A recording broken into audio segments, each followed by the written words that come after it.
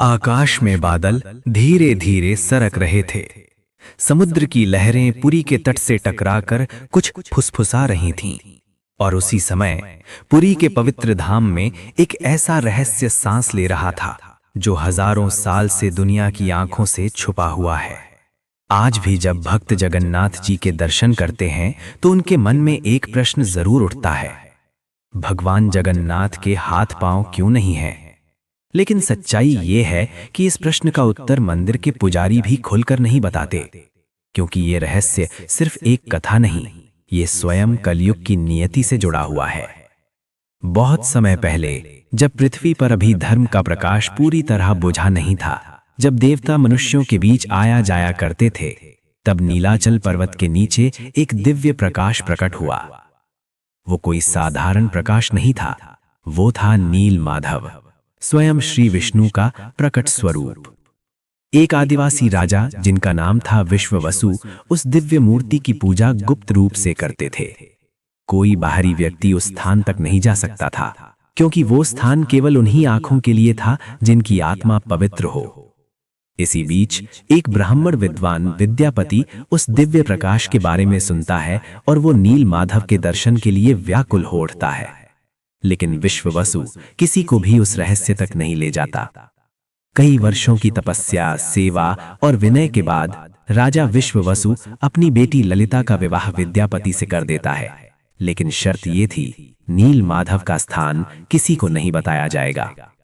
एक दिन ललिता अपने पति की आंखों पर कपड़ा बांधकर उसे उस दिव्य स्थान तक ले जाती है, लेकिन विद्यापति रास्ते में सरसों के दाने गिराता जाता है। कुछ समय बाद सरसों से वहां पीले फूल उगाते हैं और वही फूल उस रहस्य की ओर संकेत कर देते हैं। जब राजा इंद्रद्युम्न को इस रहस्य का पता चला तो उन्होंने उस दिव्य स्थान पर भव्य मंदिर बनाने का निर्णय लिया। परंतु जैसे ही राजा वहां पहुंचे, नील माधव की मूर्ति लुप्त हो चुकी थी। और उसी रात राजा को स्वप्न आया। स्वयं भगवान विष्णु बोले, मैं दारू ब्रह्म बनकर प्रकट होऊंगा, मुझे लकड़ी के रूप में बनाना और मेरी मूर्ति अधूरी ही रहने देना। फिर समुद्र तट पर एक दिव्य लकड़ी का लट्ठा प्रकट हुआ। उस लकड़ी को कोई भी नहीं काट सकता था जब तक भगवान स्वयं अनुमति न दे।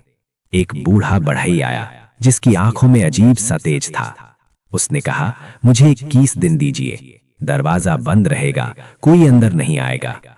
18वें दिन अंदर से कोई आवाज आनी बंद हो गई। राजा ने दरवाजा खुलवा दिया और वही पल इतिहास की सबसे रहस्यमयी घटना बन गया। मूर्ति अधूरी थी, हाथ नहीं थे, पांव नहीं थे, लेकिन उस लकड़ी में स्वयं ब्रह्म की उपस्थिति थी।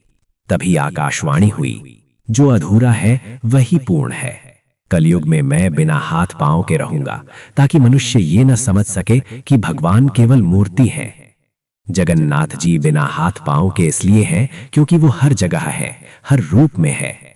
उनकी उपस्थिति सीमाओं में नहीं बांधी जा सकती। वे किसी एक आकार में नहीं, वे हर जीव की आत्मा में विराजमान है।